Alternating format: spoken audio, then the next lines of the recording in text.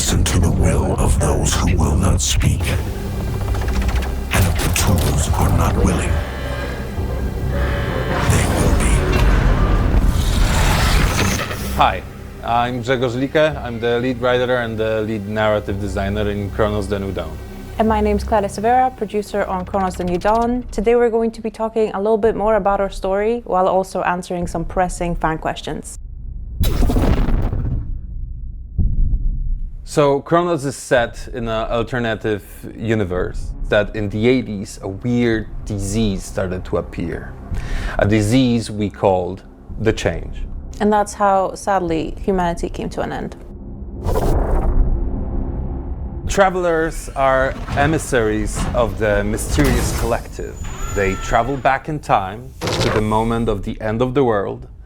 They seek their targets, very important people that are needed by the collective. Dive point in sight. And they extract their essences. Is it painful? I think it's painful. With every single, I think, weird procedure along those lines, you will expect it to be painful. And because we're taking away souls of human beings, don't expect it to be a nice thing. Well, they scream a lot. Yeah. Preserving.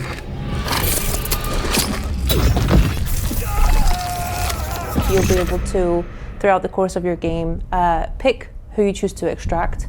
And if you're coming to the game from more of a gameplay perspective, it's the main perks of those essences that might interest you. However, if you're coming to the story to, get more of the actual insides and nitty-gritties of the story, you might focus on the characters who you meet. Target seated. Edvard Wisniewski. Which characters you choose to extract will actually affect, not only the gameplay, but also how you perceive the whole game.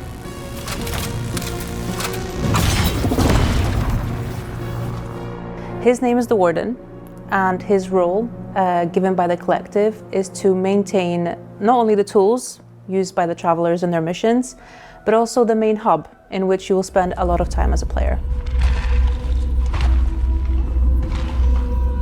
You will have a lot of interactions with this guy. You will see that, he's got a little bit of different approach than the protagonist. Don't you think it's all trivial? In perspective of perpetuity, what isn't but a trivial thing? At Bluebird Team, we still love to tell stories about people, about real people, about relationships between those people. You will meet a lot of characters in this game. Some of them you will love, and some of them you will, Maybe love. love less. Love less. Also in Cronos, I think it's important to mention that a lot of the characters you will meet are in some way or another connected when it comes to their story. I think it's cool that the player and the traveler are sort of on the same level when it comes to really discovering the story at the same time. So these interactions with these characters are definitely meaningful because the more you dive in, the more you learn.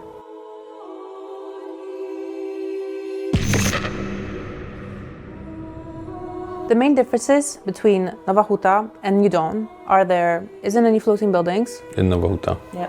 There isn't roaming monsters. Yet. Kind of.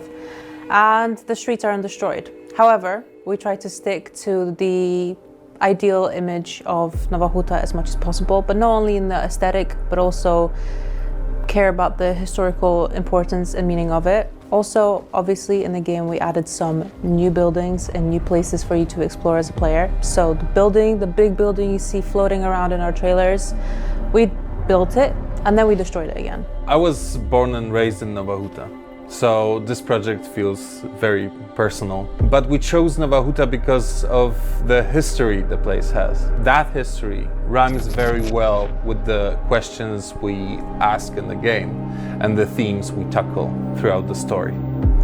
And as Cronos doesn't have the ambition to be a historical game, well, the level of reproduction of things is super cool.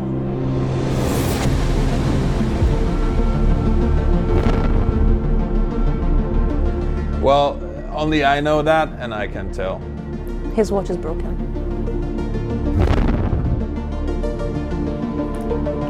As far as we know, we don't know. Well, it is a time travel story. Duh. Why nobody ever asks about dogs? Or hamsters.